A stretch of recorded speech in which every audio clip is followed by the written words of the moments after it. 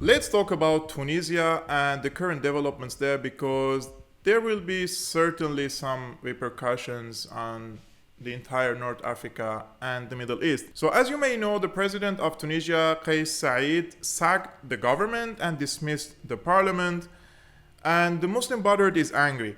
The Muslim Brotherhood, which is represented by a Nahda movement party in the Tunisian parliament, has the biggest bloc since the eruption of the revolution or the Arab Spring in 2011. First of all, in 2011, they had 89 seats of 217. And later in 2014, there were political crisis in Tunisia and re-elections happened, and they got 69 of 217 seats. And finally, today in 2021, they have 52 seats of 217, but still they are the biggest bloc in the Tunisian parliament, and they are headed by Rachid Al-Ghannouchi, who is the leader of the Ennahda movement and also the speaker of the parliament. Now, let's go back a little bit what happened during this era between 2011 and 2021, right? 2021, because during these 10 years, there were lots of developments happening in Tunisia. And during this period, another movement was accused of a few things. One, infiltrating the police and judiciary departments, these two sectors which are very vital in any state. And they were accused of changing through these apparatuses or sectors the nature of the Tunisian society and the Tunisian regulation systems. And because they also have the biggest bloc in the parliament, they were accused by many female MPs of being anti-women and trying to oppress women's rights instead of giving them more rights. They were also accused of assassinating two progressive politicians, Shukri Belaid and Mohammed Brahimi. And most importantly, they were accused of exporting hundreds of Tunisian terrorists to Syria and Tunisia. This is very important because we have to remember that when the Tunisian Ennahda party came to power, at the same time, the Muslim Brotherhood also reached to power in Egypt, right? Through Mohammed Morsi. And these two blocs were actually promoting the regime change project in Syria, and they were provoking the people, they were encouraging them to go to Syria. Their TV channels, the outlets that belong to Ennahda and the Muslim Brotherhood in general, they're like broadcasting day and night about the brutal dictator, quote unquote, in Syria, and it's a duty for all the Islamic Ummah to go and conduct a jihad against Assad and his government, right? So during this era, especially between 2011 and 2013, when the Muslim Brotherhood was ruling Tunisia and Egypt, the number of Tunisian and Egyptian mujahideen in Syria were like hundreds, over 1,000, and some people estimate it with 10,000. So we don't have correct numbers, but there were many of them traveling from North Africa to Syria, thanks to these two Islamist regressive powers who came to power after the elections, and they encouraged the youngsters to go and fight against Assad. Now, in between 2020 and 2021, there were economic crisis, and some people accused the government of mishandling the corona crisis as well. So protests erupted, and a lot of people were calling for sacking another movement from the parliament, and the president took his constitutional authorities, or used his constitutional authorities and powers, and he sacked the government and he dismissed the parliament. Now, when we want to see this situation in Tunisia, we need to go back a little bit in time. We need to go back to the first days of the so-called Arab Spring. So the first country that the so-called revolutions started in the Arab world was from Tunisia, right? And from there, it moved to Egypt, also during a few weeks of time. In these two countries, the Muslim Brotherhood arrived to power. Later in Libya, the Muslim Brotherhood and Al-Qaeda, ISIS, they also came into the scene. And now they control half the country.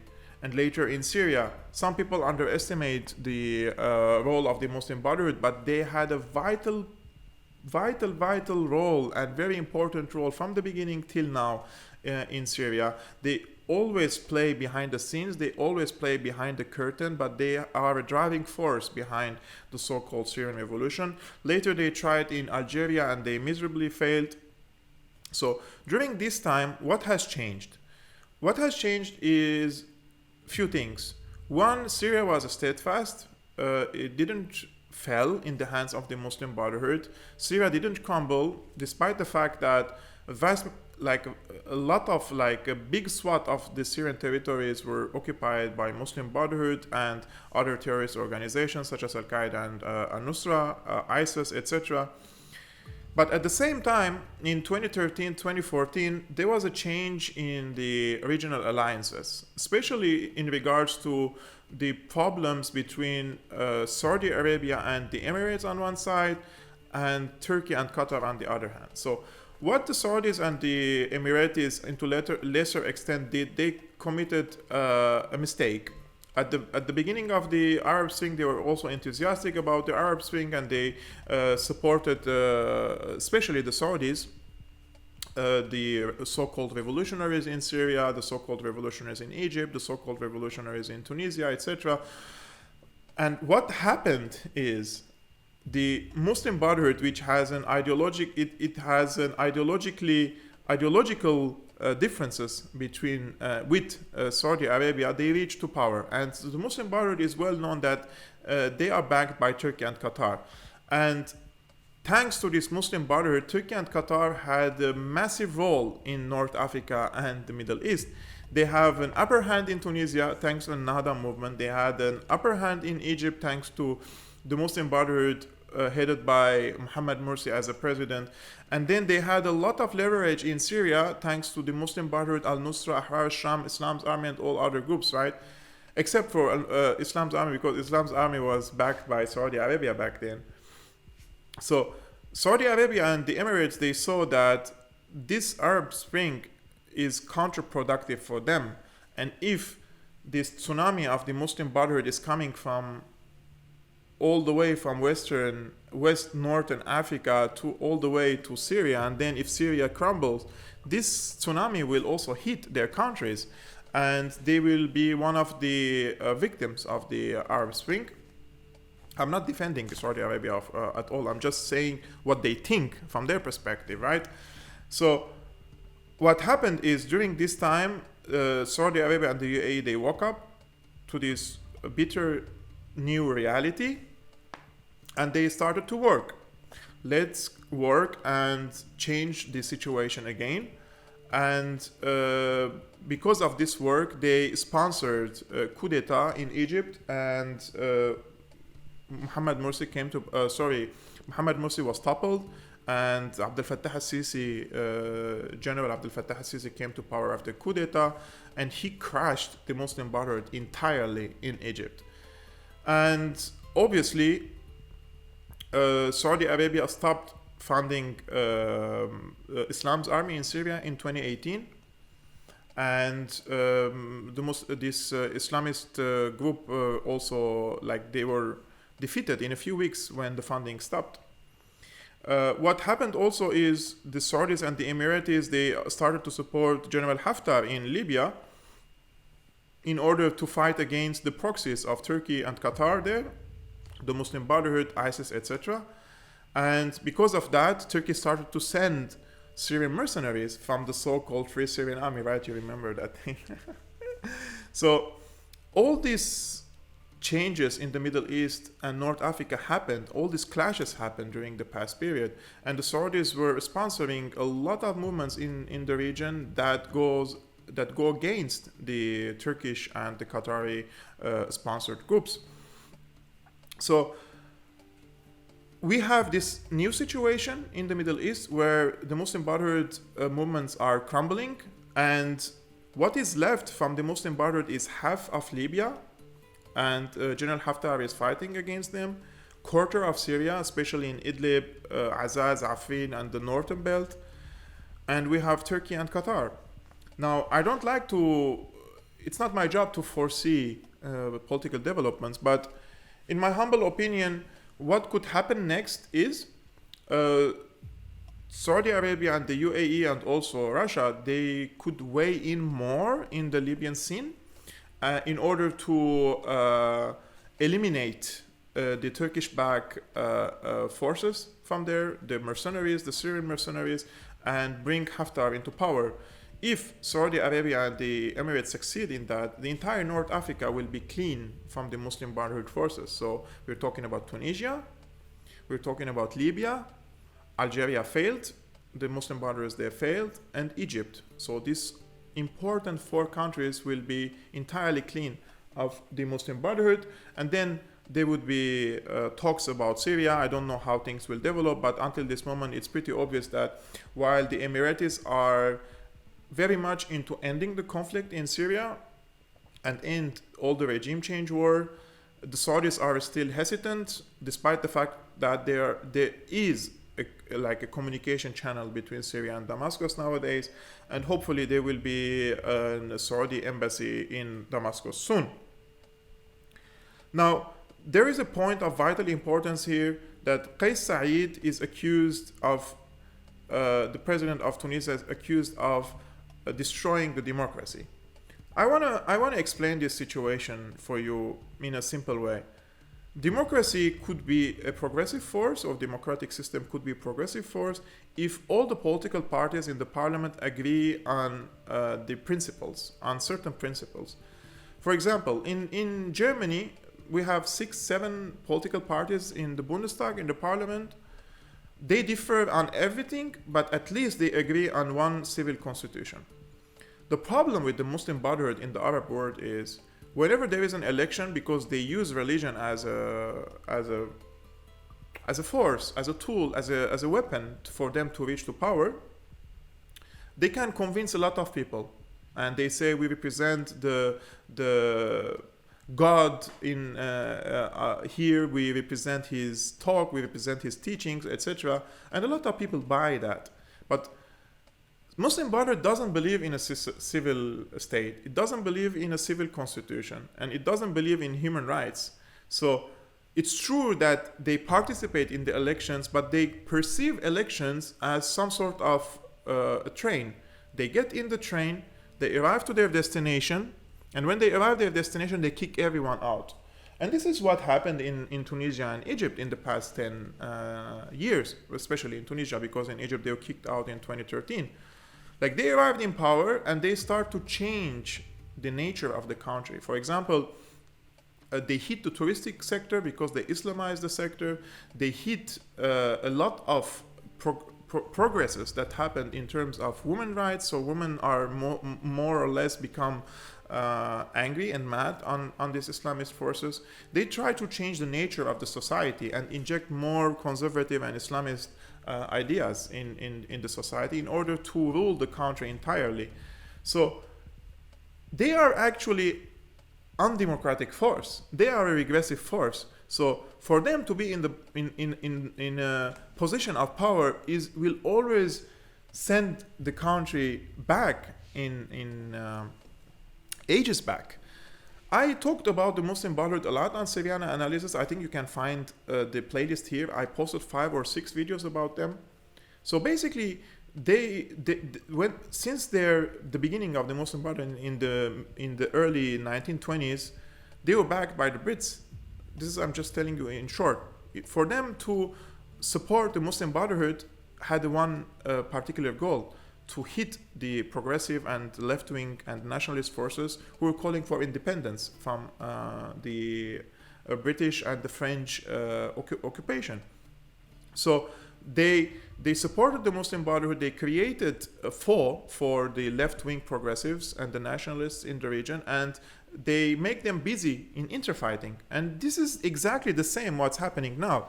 To support the Muslim Brotherhood by Obama and Clinton administration for them to reach to power, you will push these countries into non-ending conflicts, internal conflicts between the progressives on one hand, but I'm talking about real progressives. This is not the American progressives, right? Between the progressives and the regressive forces represented by the Muslim Brotherhood. And they will stay, like, it will be like an empty circle. You will not reach anywhere while they are in a position of power. They will always send you back. The Middle East and North Africa could be the only two regions in the entire world that if you check 50 to 60 years back, you will see more open-minded societies and more progressive societies than they are now.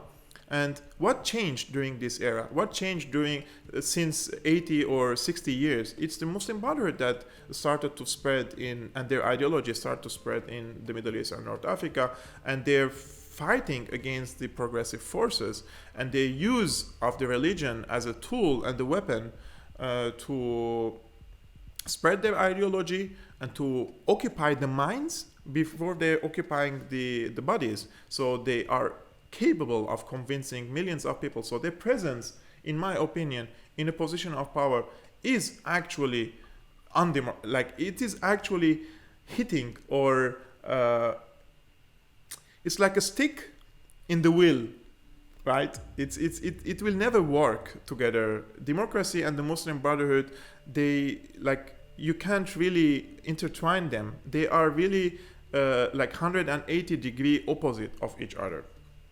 Now, Kais Saied, the president of Tunisia, is also accused of being sponsored by the UAE and Saudi Arabia, and I don't rule out that possibility at all, because if we see in the previous years, the Saudis and the Emiratis, they supported Abdel Fattah al-Sisi in Egypt in order for him to crush the Muslim Brotherhood and to reach to power through a coup d'etat. But if we want to compare the era of Mohammed Morsi with the era of Abdel Fattah al-Sisi, despite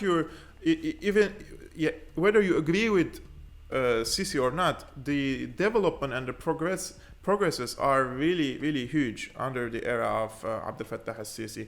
And I'm seeing the government sponsored investments in Egypt is really huge, and it's bringing a lot of jobs and diminishing the unemployment in Egypt and increasing the strength of Egypt's economy. Now, whether I agree or not with this support, this is something else. Of course, I disagree with any foreign intervention, but in these particular circumstances, eliminating the Muslim Brotherhood from all Arabic countries is a necessity for these societies to progress, because we are staying ages back because of these regressive powers in the region, and it's creating non-ending conflicts in the region. Another point of vital importance is people are worried that because of this support by the UAE and Saudi Arabia, that the president of Tunisia, Kais Saied, he may also become a part of the Arabic countries camp headed by the UAE, who want to normalize relations with Israel. And this could be very unfortunate if it happened, but I checked the statements of Kais Saied and his actual work in this regard. He's very pro-Palestinian, and he even criminalized under national law the normalization of relations with Israel. So even if the claims that the UAE and Saudi Arabia are supporting Kais Saied, this could be only a way to face or counter the spread of the Muslim Brotherhood, and they won't be able to force Kais Saied to normalize relations with Israel. This is number one.